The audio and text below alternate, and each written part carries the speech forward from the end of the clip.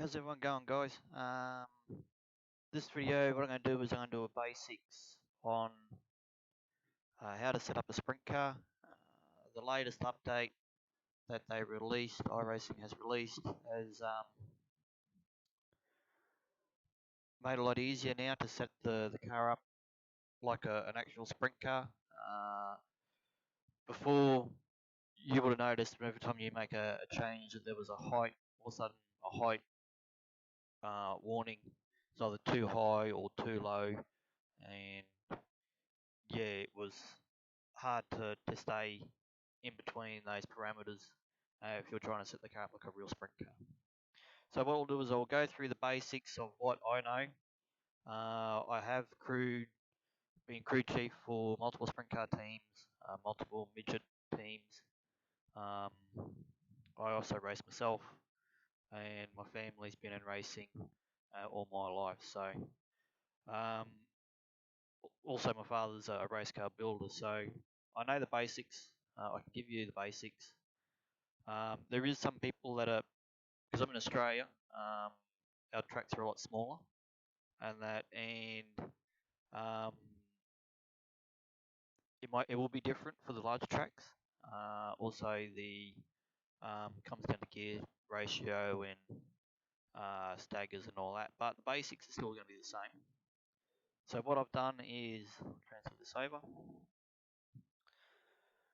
So what I've done is I've just gone to Volusia, I've just done a standard test session. I've just loaded in the iRacing's default setup, as you can see. This is why I've set the car up. What we'll do is we've got 30 gallons in there.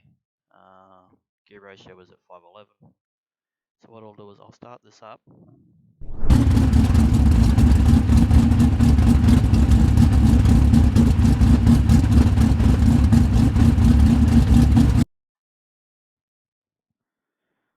Now what I'll do is I'll wait for the car to load in. Right. I'll go change this to rear chase.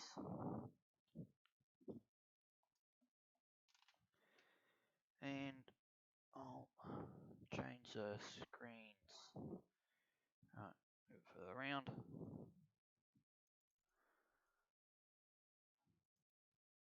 Drop it down, and we'll bring it in so we can see.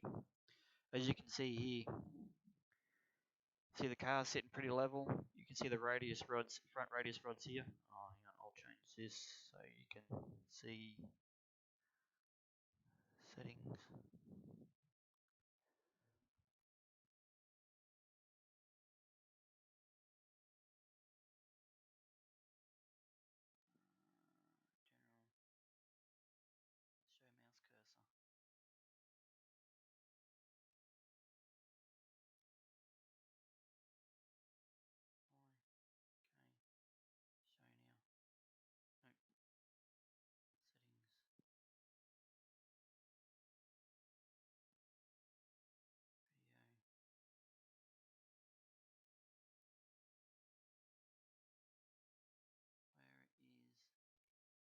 I'm just trying to get the mouse cursor to show so you can see what's going on.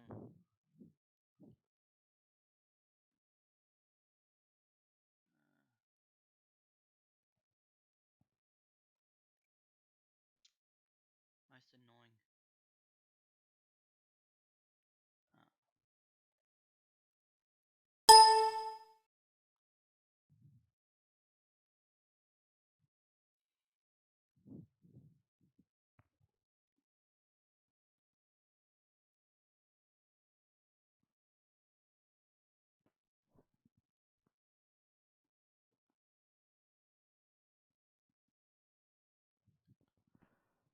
Okay, this is the second time I've tried to do this video.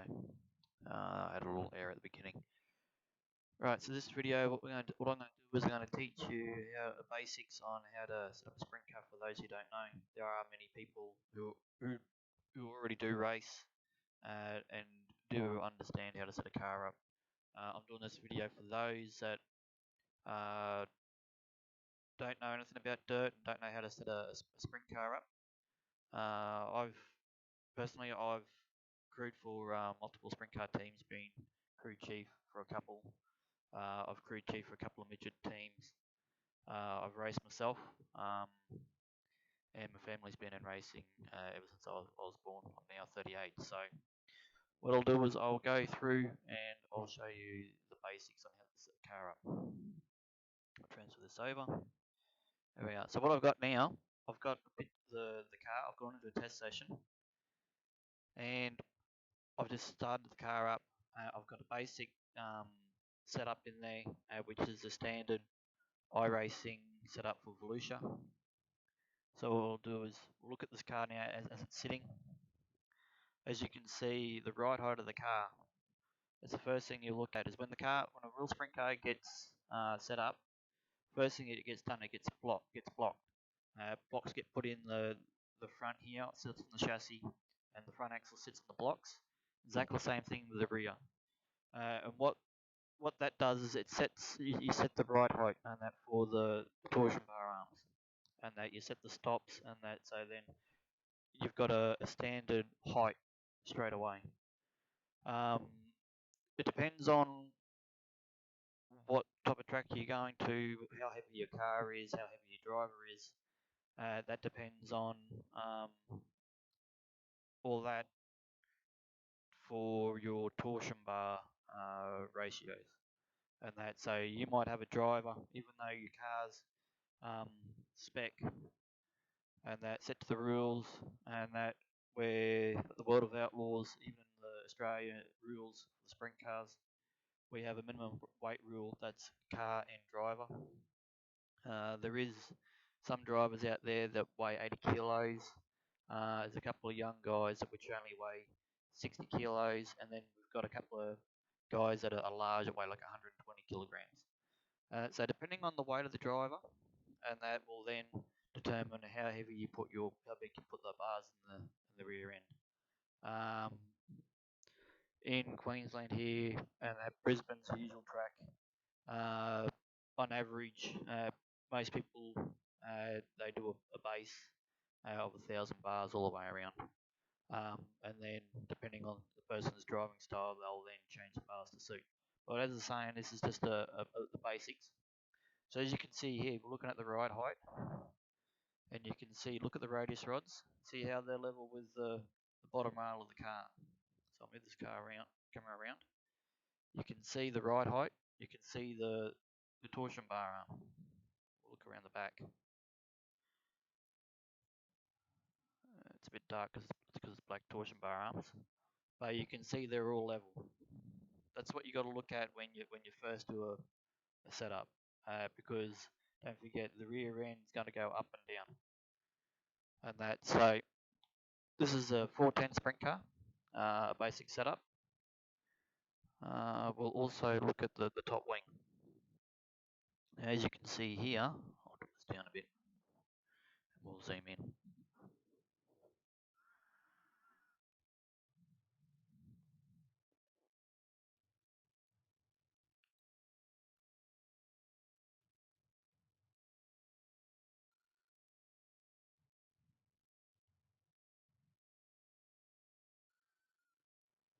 Okay, as you can see here, it's sitting in the middle of the slider there, and that, so it's midway forward and back, and we'll look at the angle here, and that it's sitting pretty much right. If they change the wing design, because at the moment you will see, where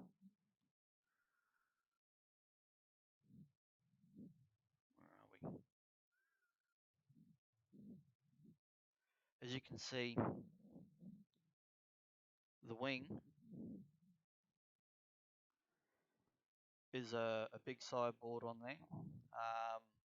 Some of the wings that do come in a real sprint car, they sit on an angle, and what that used to do is that used to set the angle of the wing. You'd have a base at that angle there would set on the same angle as the angle of the chassis of the bar. So The bar I'm talking about is this bar here. That's how it used to be back in the 80s and 90s.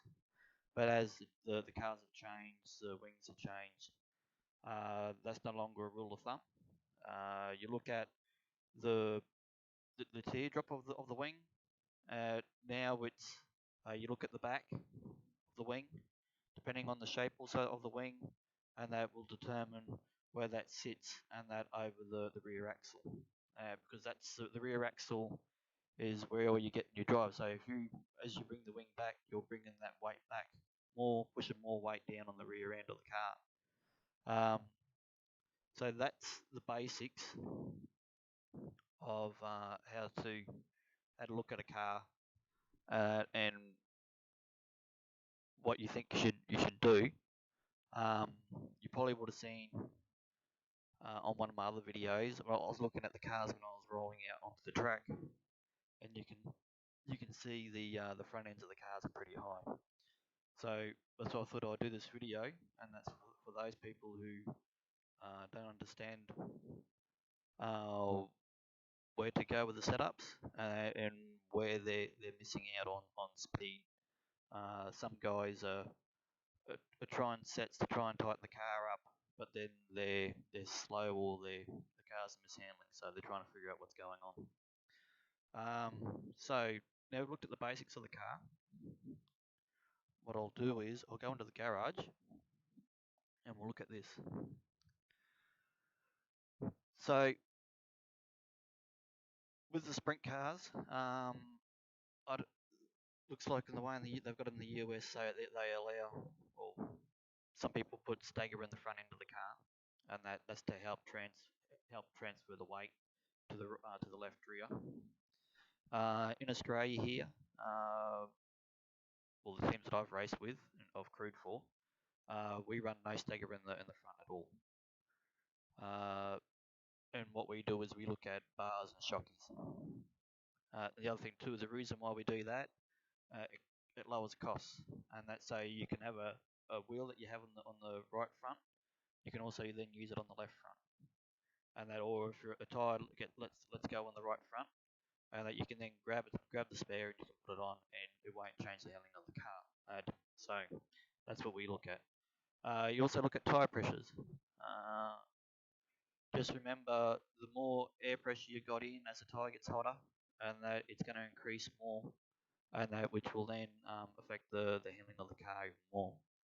So what I usually do is I just go base 10 psi across the front, because it's going to increase in temperature as there's going to be wear.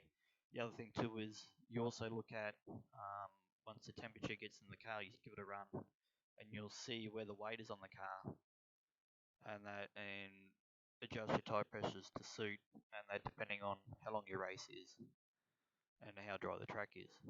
The other thing too is you look at the stagger. So you can see here right now we've got 10 inches of stagger. These tracks on iRacing, they're probably right on times. They've gone to the track and they've got, okay, this is the average time, and that around the track. So then during the testing, they've then changed the grip levels of the track so they're reasonably within those time limits. The tracks are a little bit, I'd say, they're average with grip wise. I reckon they should increase the grip of the cushion or above the cushion. So then when you hook the cushion and that, you'll definitely notice a bit more. And that, but at this stage, the way I usually set my car up is I have no stagger in there. I have about 8 inches of stagger, least amount as possible. That will then give you more straight line speed. You're not having to fight against the stagger going in a straight line. So meaning that if you're fighting against the stagger in a straight line, it means you got to turn right down the straight to keep the car going straight. That means you got too much stagger on the car, and that will then affect the car when you need to get on and off the gas. And that, so if you come up to a lap car and all of a sudden you button off, the car will want to do a sharp right-hand turn on you, because as the weight then transfers from the back to the front, and that then because you're fighting against the stagger as it is under speed, as soon as that weight gets on that front, all of a sudden you'll want to turn right on you. And that, so you also got to look at that. You can't have too much stagger in, and that otherwise, yeah, you'll have that time. If it's okay if you're running like on a bank track, because you got banking, there's more weight getting transferred to the rears, so you need to have more stagger in there to get the car around the corner. Especially like on a track like Eldora, where it's banked and it's basically round, and that's what you got to look at. Now with tire pressure, it all varies depending on what you want.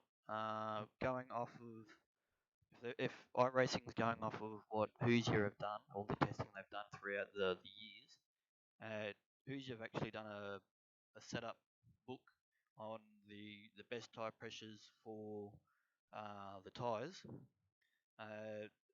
They recommend in their book that 8 psi on the right rear is recommended air pressure. Anything less than that, and what's going to happen is the sidewalls of the tire is going to get hot,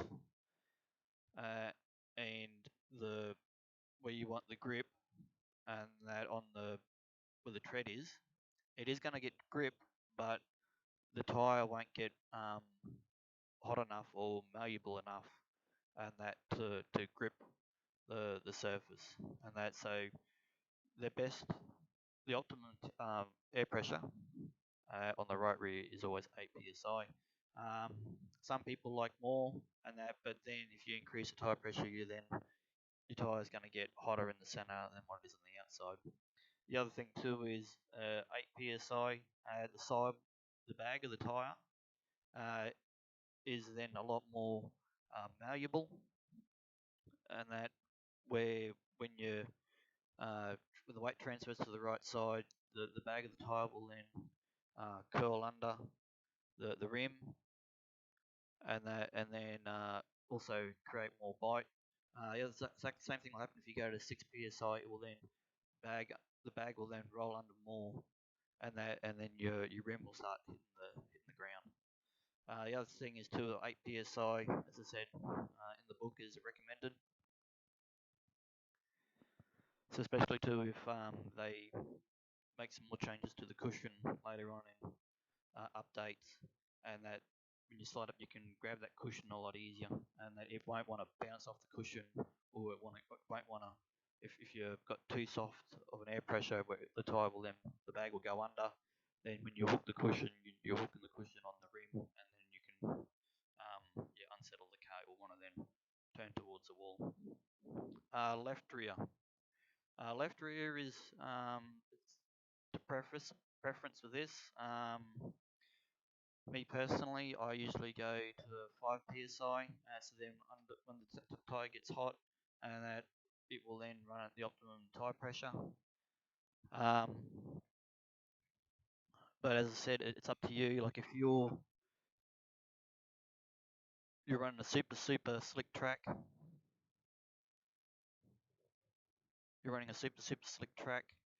and you've already taken all the stagger out you want, you can get, and that's like 8 inches. So you'll go, okay, I need to increase my tire pressure, and that will then grow that tire a little bit more, and that so then instead of running 8 inches of stagger, you could get down to maybe even 7 inches of stagger by doing that. But yeah, 6 psi is probably all you need. We'll go to the chassis. So this is about the base setup for the iRacing's already got. We're going to look at drag. Let's look at the wing first, and then we'll go from the setup from there. So with this here, the angle of the wing, let's drop that all the way down, and that so we've got the least amount of drag as possible.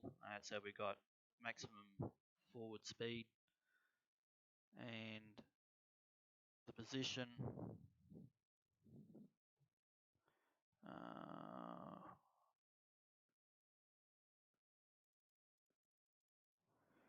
0 is fully forward.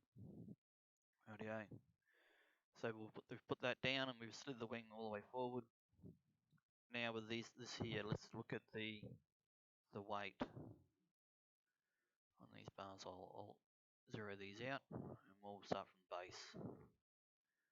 So let's just think of it being blocked, and that we've got on set up blocks, and that's so we're going to zero everything out, and that's so then we know exactly what's going on. Now with the bars, as I said, we'll start off with a base here of 1,000 bars all the way around. We won't look at shockeys right now. And that's so what we want to do is, depending on what type of driver you are and what type of track you're running on and what you're trying to improve on. If you're trying to get faster into the corner or faster off the corner, you want to go underneath someone on a slick track, but you want to try and keep the car as straight as you can. So if you want to run left rear weight, or you want to run right rear weight, or what a lot of people say in the US is wedge, and that there's two ways you can do that. If you want to run left rear weight, and you want to run the car straight off the blocks, the best thing to do it probably is just to put weight in the right front. When I say weight in the right front, I don't mean put turns in. When I say weight in the right front, I mean to go up to a bigger bar, with a stiffer bar. So what that will do is it will then increase the weight. So as you will see there, it sits at 511 on the left rear. I'll put it back at 0, 1,000. And see how it went from 509 straight up to 511. And the other thing too is it's doing that. So what you're doing is you're keeping the car at one height. And that's straight off the blocks, and all you've done is you've increased the weight by increasing the bar. When you start adding turns in, that will then increase the ride height or decrease the ride height. So as I said, the first thing you want to do before you even start putting turns into the car, like start raising the car or lowering the car. So don't forget, we're on dirt, we're looking at ride height at the center of gravity, and that the center of the gravity of the sprint car is from the center line of where the wheels are. Everything above there is basically the roll center. If you have a look at a sprint car, you'll see there's a Jacobs ladder on the back, and we've got the Panhard bar on the front. So what they are is they're the roll centers of the car, and that so if you have a look at a Jacobs ladder and it goes to the center line of the car, if iRacing decides with the wingless sprint car, I haven't run them yet, they allow for that Jacobs ladder to be adjusted up and down. Even in the wing sprint car, they're able to adjust that Jacobs ladder up and down. You're able to change the roll center of the car, and that not just with the height, you're also able to, you can leave the car standard, and the car will then leave the car standard, and what you'll do then is you'll drop the Jacobs ladder, which will then raise the roll center of the car, and that still leave it a standard height, but then it will allow to transfer the weight over to the right side a bit more. Exactly the same thing if the track was grippy. If the track was grippy, and that you could then raise the roll center, or raise the Jacobs ladder, which then lowers the roll center, the center of the car, and that so then when the weight transfers over, it doesn't transfer over so far. So, but because of that's not on here at the moment, we won't look at that. We're just looking at the bars and turns of weight and everything. Now, if you want to say you can, what's going on here?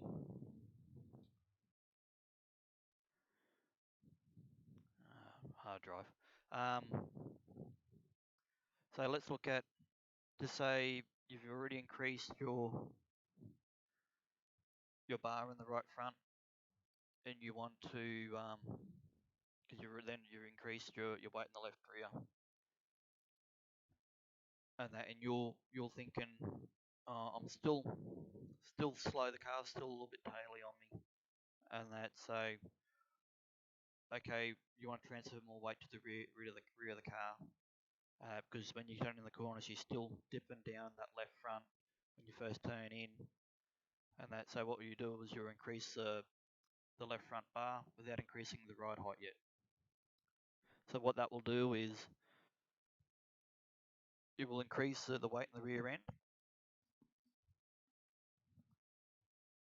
without changing the ride height. And what will happen is the car won't want to dip down the nose so much. Now the next thing you want to do is you want to look at, okay,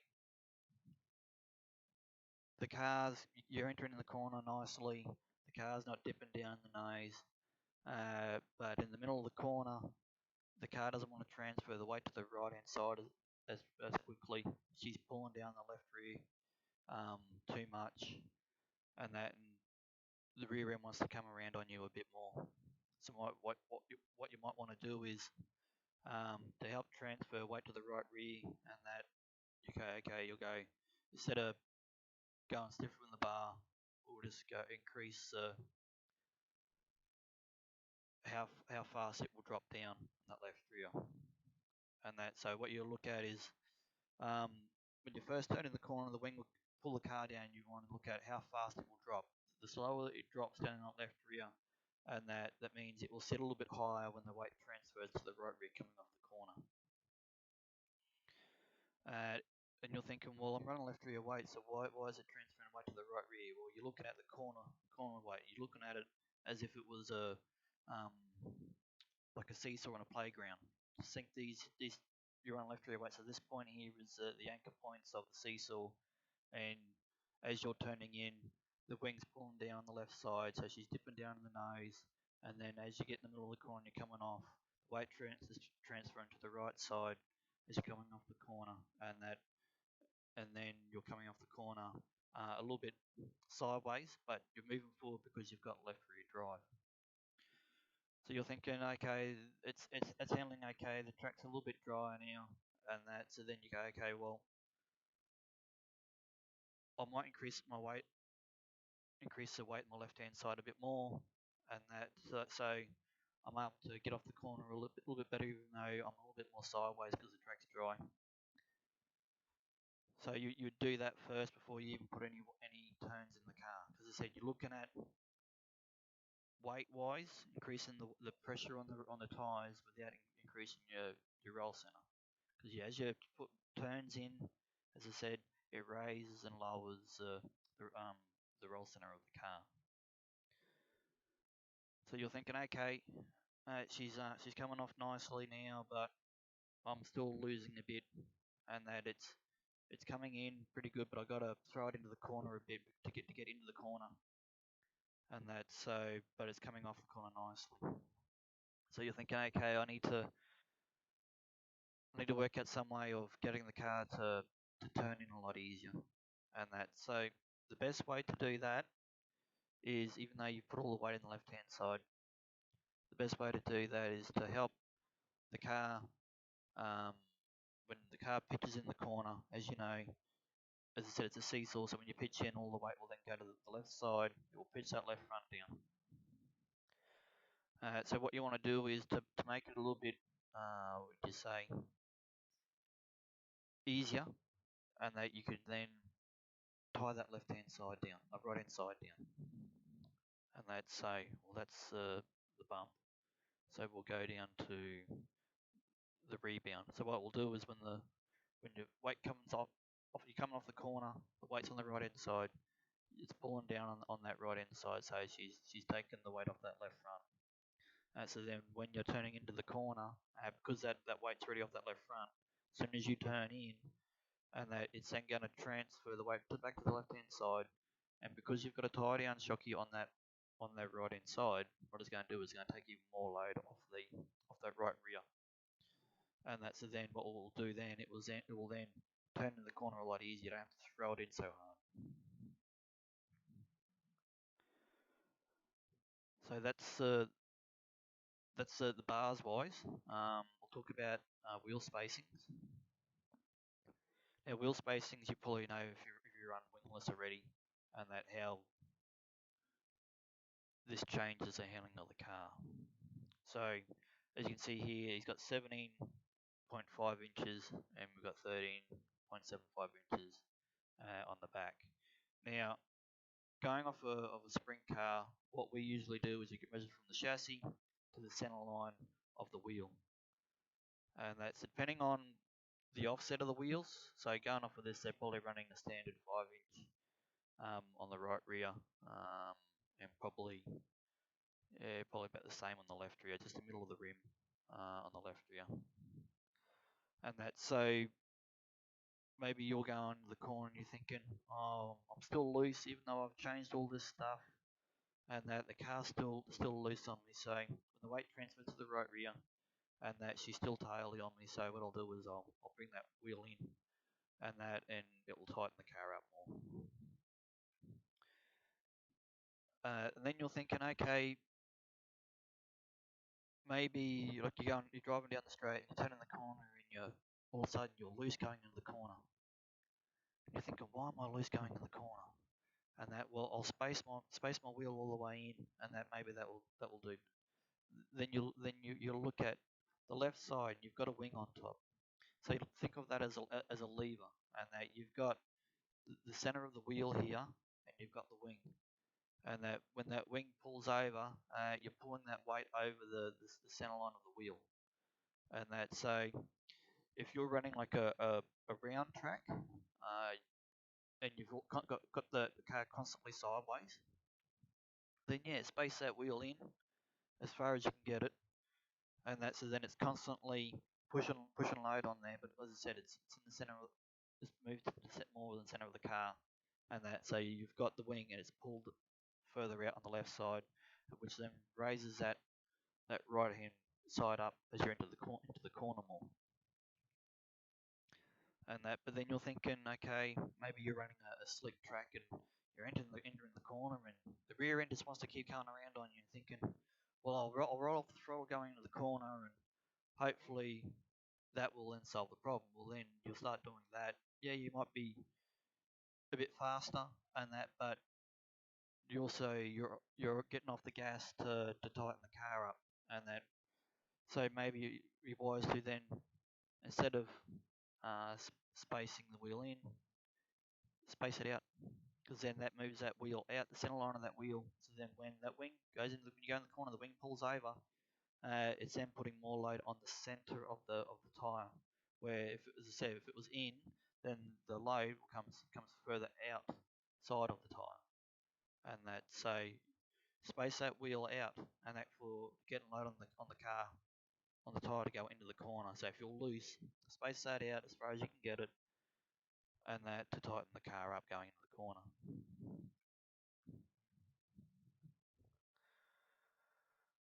So now, for some people are wondering, okay, what's the difference between left rear weight and right rear weight? Let's zero all this out. Left rear weight and right rear weight are two different things. Left rear weight is for those who like the car to be more tailing, get more side bite, and that so then you're sideways a bit more, but you're also moving forward, and that because the car's sideways, because the car, as I said, then the wing is then pulling down on that left rear, driving that left rear into the ground, and you're going through the corner with all the load on that left hand side. When it comes to right rear weight is different. Right rear weight, the car will enter in the corner a lot easier, because you're then, instead of being left rear weight where the right front and the left rear is your anchor points, and your seesaw is your left front and your right rear. Well, with right rear weight, it's the other way around. Your left front, your right rear is your anchor points. Your right front, your left rear is your seesaw point. So what will happen is when you enter into the corner, because of these two here is where all your weight is. So we'll increase this weight here, right? So what that will do is it will enter in the corner really easy.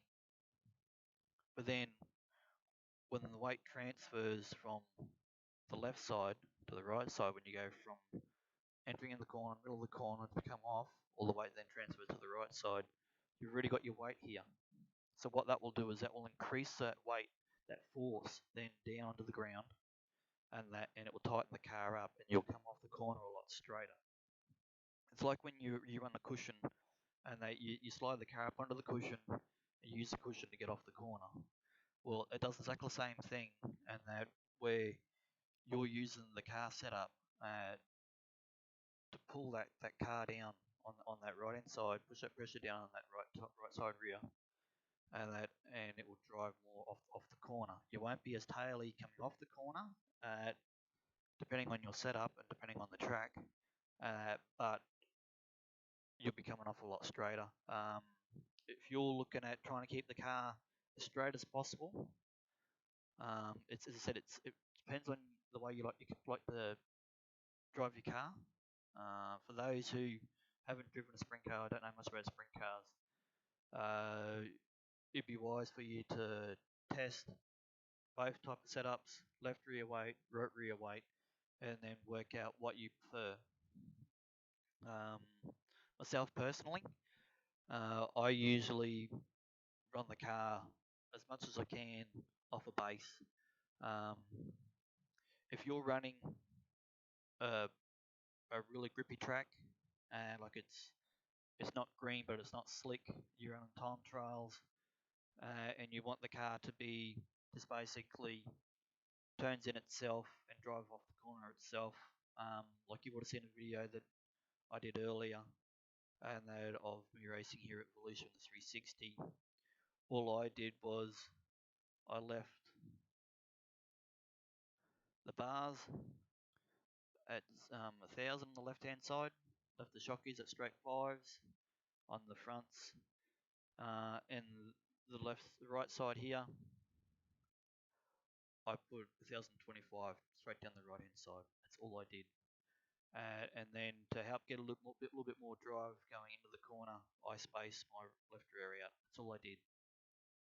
So then, even though it will turn in nicely, I'm getting plenty of drive, and then it will come off the corner nice and straight. As you can see here, I've added weight down one side here and not down the other. I haven't raised any of the haven't raised the right of the car by putting turns in anywhere.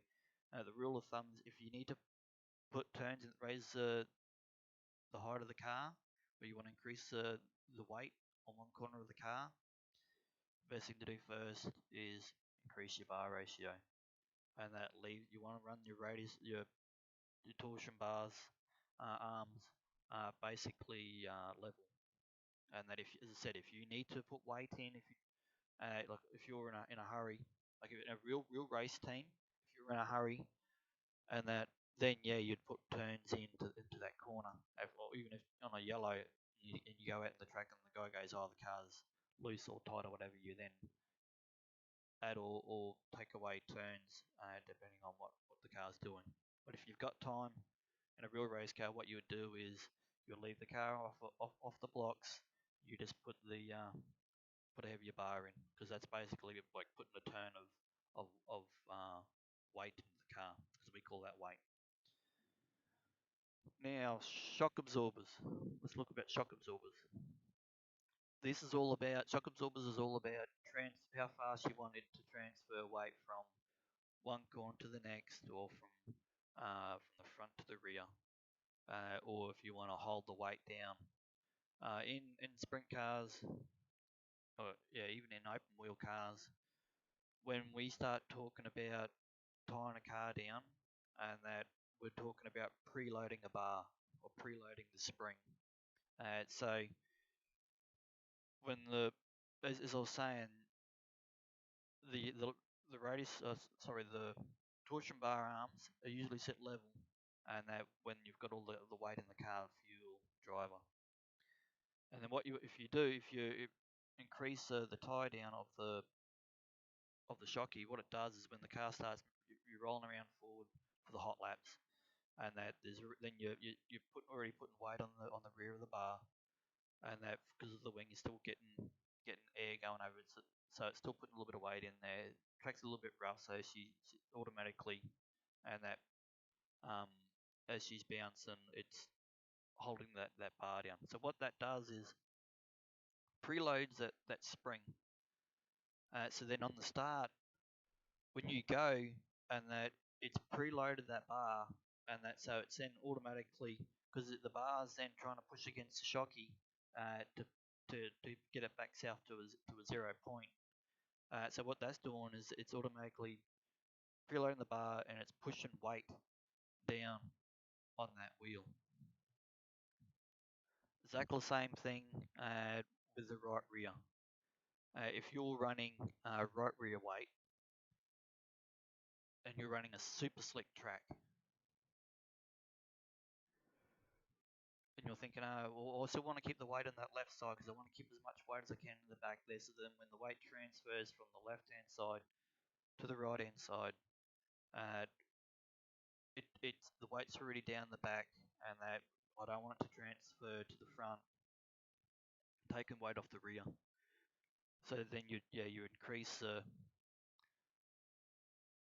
tie down, and you decrease the bump where it drops down. So it will drop down, it will hold. Now, as I said, if you're running left rear weight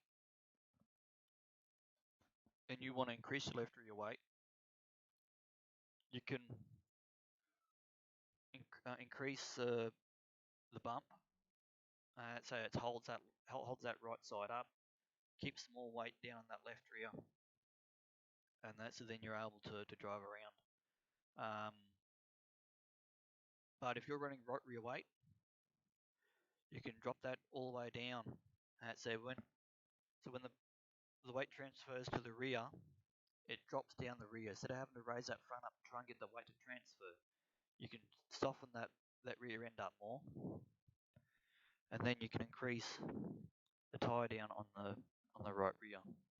I'm hoping that they update, or make another update, and they increase the rebound tie down on both left rear and right rear.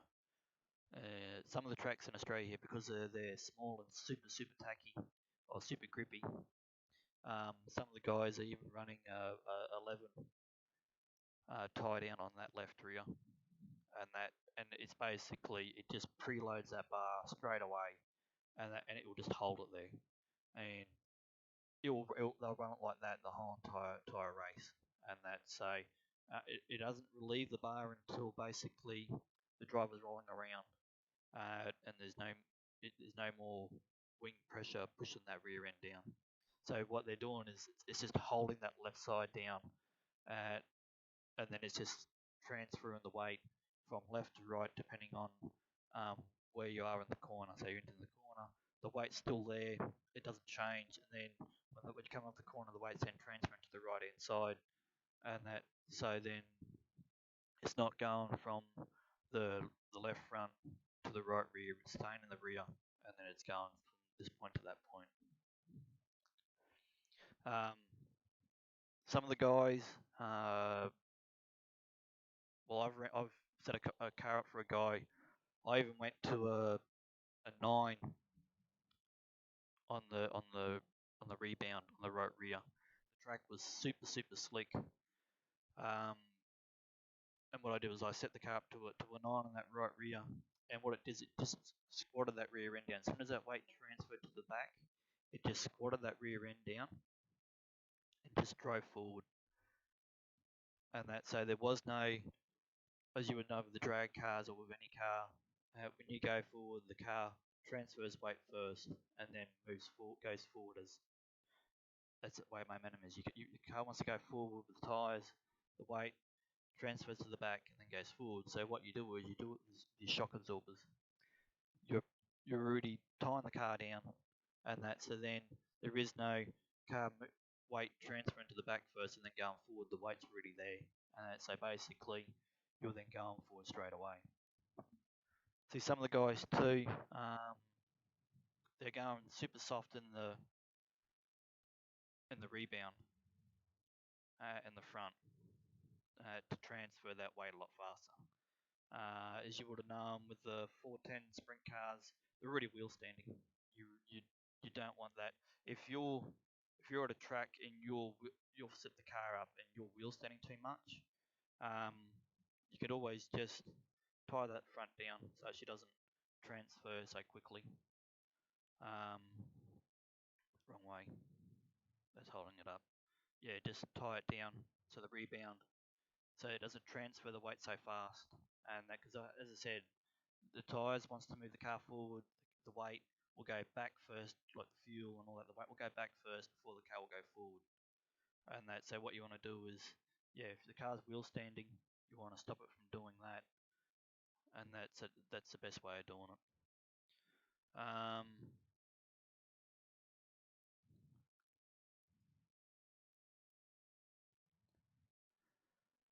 Now, what you want to do is, maybe you're thinking, okay, you've done all that, you've gone through the process of changing bars, doing your shock absorbers, doing your tyres, you've done your gear ratio, you've got your fuel in, you know exactly how much you're going to use and all that, and you're thinking, okay, the car's still a little bit loose, but I know once I start burning so much fuel off, I'm going to be bringing that wing back, and you would have seen some of the guys already. Uh, they go up to the grid and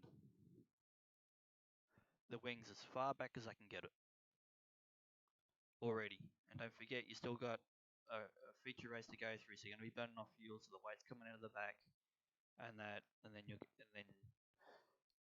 your car's going to be loose at the end of the race. So what you want to do is, as you know, the track, you keep running the track dries out more and more, and that. So what you want to do is, you want to set your wing up as far forward as you can get it, depending on how much fuel you're running, and then you look at, okay, the degrees of the angle of the wing, and that. So um, if you're thinking, okay, I've done all that, the car's still moving forward, but then as the weight comes out, and that, I don't want to go too much of an angle because then I'm creating too much drag on a fast track, and that. So yeah, you would probably want to go, so we're at 24 here at lowest angle and 30s max angle. So okay, I'll go around about 27 degrees. I'll leave that wing as far forward as I can get it. You take it for a run and you're going, okay, the car's handling good, I'm doing good times and all that. So I'll do a fuel run and see how the car handles throughout the fuel run, as there's many cars on the track as they're practicing. So the track's pretty slick. So you're going, okay, because the car's still good now. You're getting down to say you're getting down to the last 5 gallons, and then all of a sudden the car's getting super loose on you. Well, then while you're racing, then you can pull the wing back to tighten the car up, and then what that does is it pulls the wing back, and then because as the fuel's coming out, you're pulling the wing back to keep that load on the back of the car. That will then also, because of then that's you're doing that, you're then entering the corner a little bit tighter, and you're coming off the corner a little bit faster. See, at this stage, you would have seen a lot of guys have got all that weight in the back, and they're going in the corner, they've got a full tank of fuel at the beginning of the race, and they're super loose. And that, so you're thinking, well, what's going on there? Why am I super loose? I'll pull my wing back as far as I can to tighten the car up, so then, yeah, they'll be fine. And that, but as I said, then as that fuel comes out, all of a sudden, then your car's handling different as the fuel comes out. So that, as I said, you want to set the car up and that baseline down here first before you even touch the wing. The wing is what the driver uses when he's racing. You don't pull the wing position all the way back and that for a race. You leave that and that for the driver when he's racing.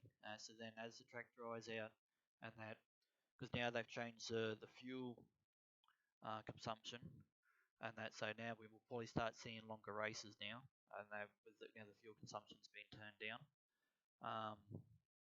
So you will see longer races where the track will then start getting even drier, and that's when you want to do more setup with your torsion bars, your shock absorbers, your tyre pressures. Because that's the other thing too, is your tyre pressures. When the tyres start getting hot, then the tyre pressure will start increasing too. So that's got to come into a factor. So that's basically the minimum of the theory. So what I'll do is I'll do this track here is a wet track. I'll do a base set, which is 1000. I'll leave this as is. I'll put a straight 5 in the right rear, straight 5 in the front, no turns. I'll leave it at 511. I've got 5 gallons in. I'll space this wheel all the way in. I'll space this out back to 17.25. I'll bring that down and I'll push the swing all the way forward. And I'll give that a run.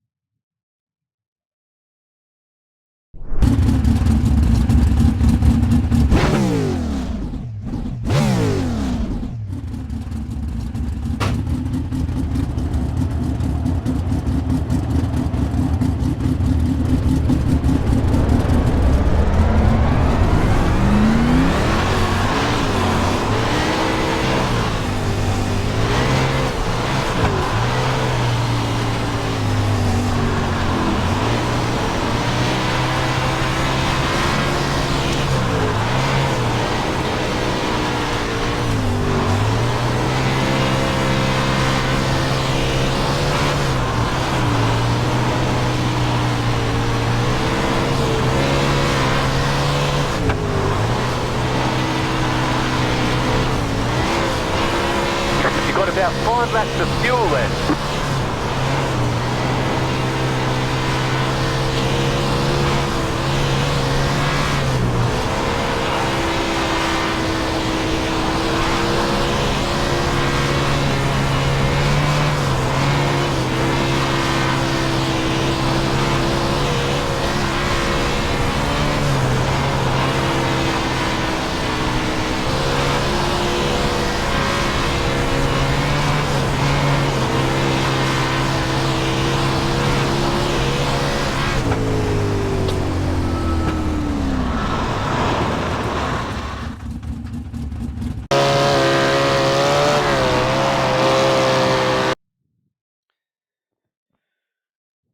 Right, so now I've got this, I've given this a run. Let's have a look at the car. Right.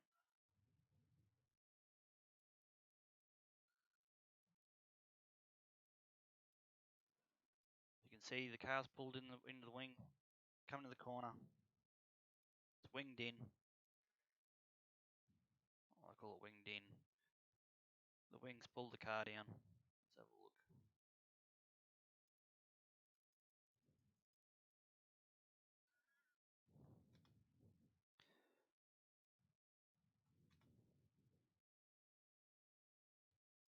So as you can see here, car's pulled down. The bars come up. The shock has come down, and as you can see, it's then trying to push that left rear down. I've got this left front. I'll zoom out.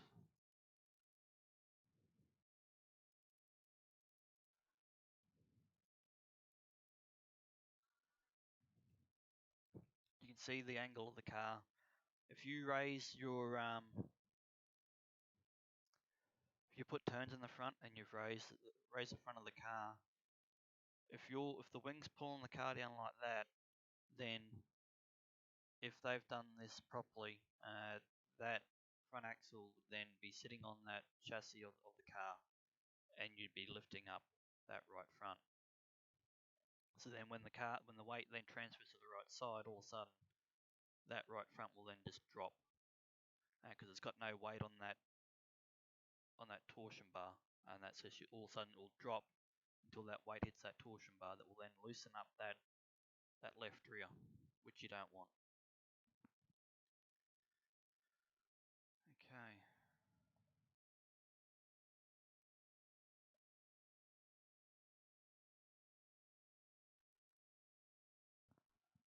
Now what I'll do is I'll add weight into the bars. I'll just go 1025, 1025. I won't put any turns in. I'll apply, because I don't want to raise the roll center of the car. I want to leave it as the height. I just want to increase the bar.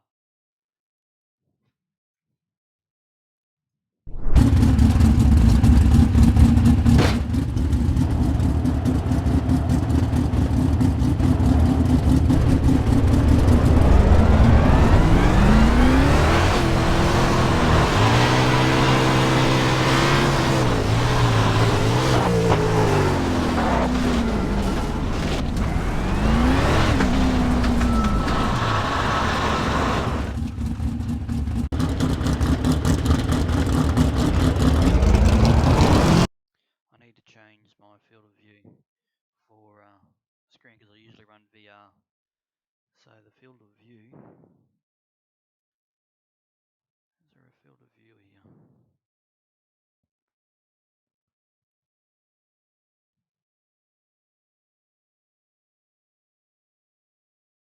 $120. What is it, about 90, isn't it? I'll go 100.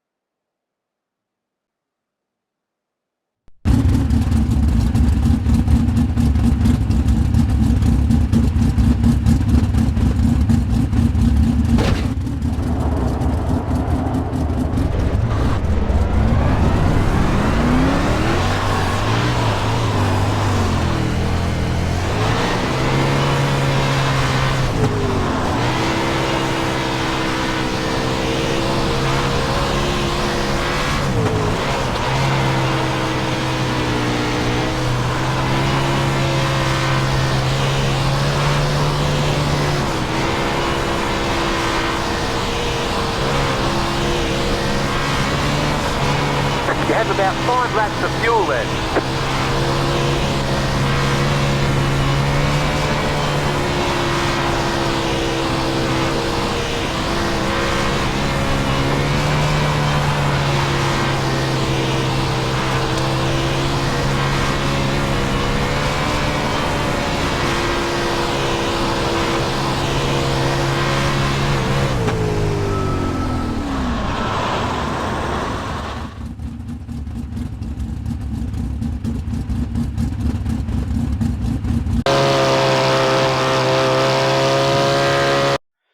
You'll see, because I've added the weight to the right hand side, I've put the bars in the right hand side, I've increased them. So as you can see now, down the straight, the car wants to lean over more down the straight, because I've increased the weight on that right hand side. And the left hand side is softer than the right hand side.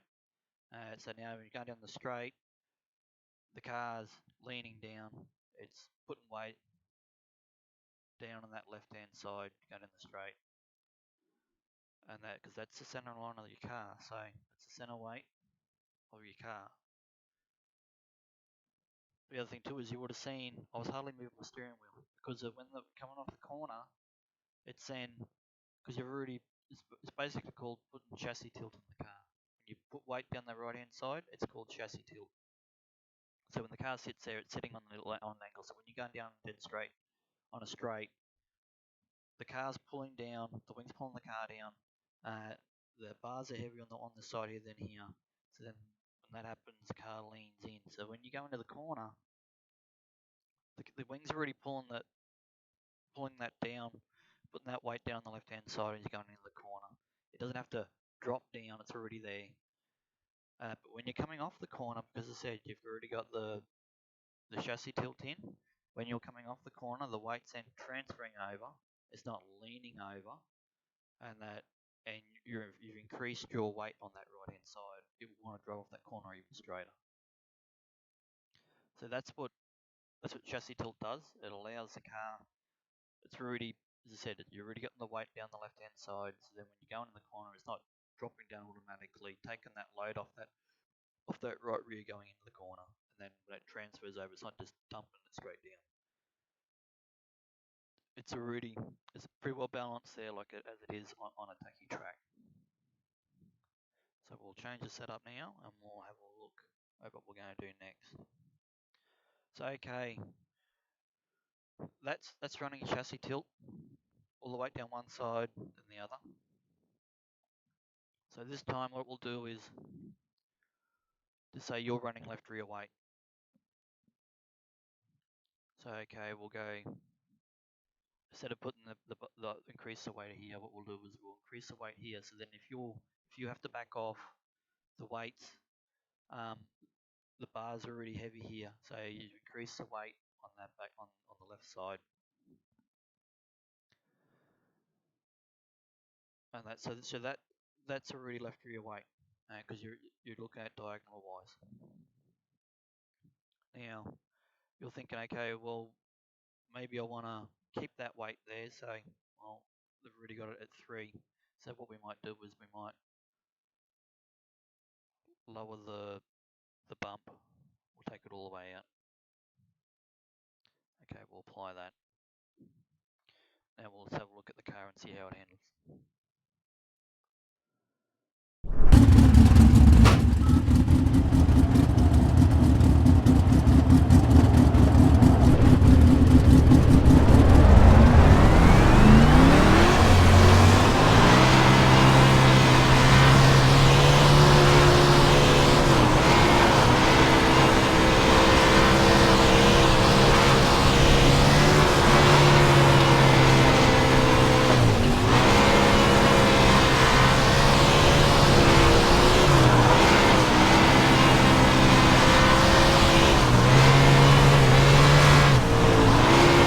You have about 5 laps of fuel left.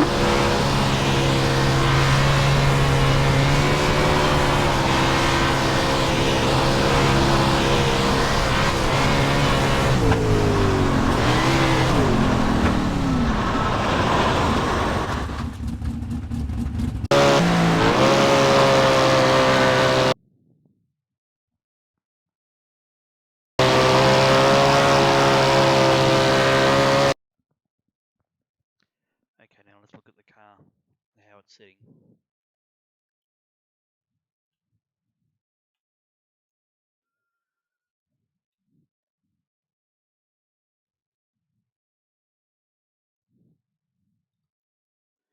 So you look at that, you can see automatically, you can see the difference.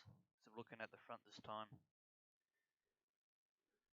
and you can see because we've got that bar here, we've increased that bar weight. We've taken the bump stop, so now the rear end's dropping, left rear is now dropping down even more. It's picking up that right front of the chassis, and it's transferring the weight in. Also, you would have seen when I was running it, you would have seen me now having to turn more going into the corner, because what it's doing, you're putting more load on that left rear. It wants to drive that left rear into the ground as you're going into the corner, so you need to turn in a little bit harder to get it through the corner. But also, you would have seen too is then when the weight transferred to that right rear, you would have seen I had to add a bit more right turn to catch the slide, and that because it wants to then cause the car to more side bite.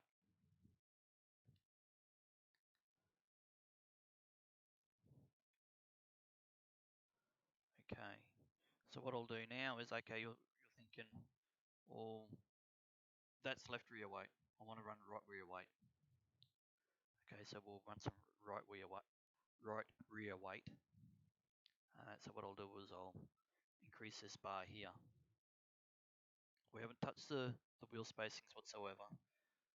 I'm going to leave this out, so we'll see the difference between putting weight in that right front to putting the weight in that right rear.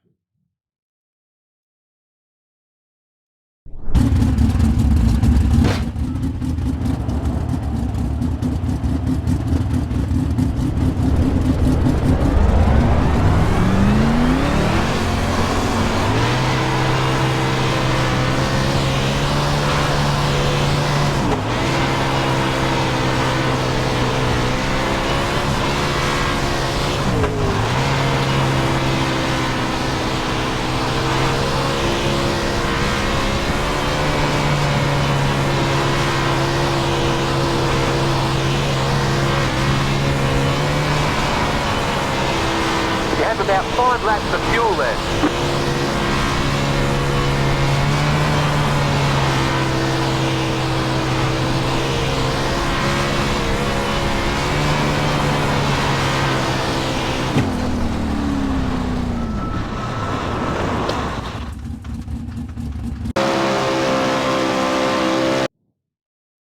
You would have seen the difference straight away.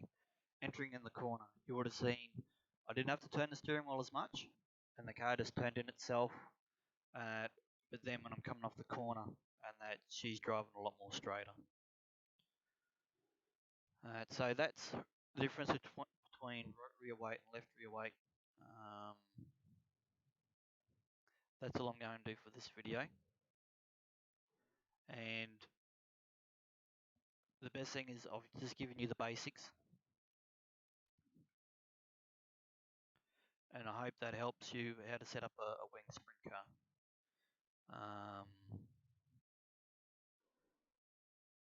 Some people might not like the way I've just taught some people how to set up a sprint car, but as I said, this is just the basics and what I know. Some people have had more experience in setting up sprint cars,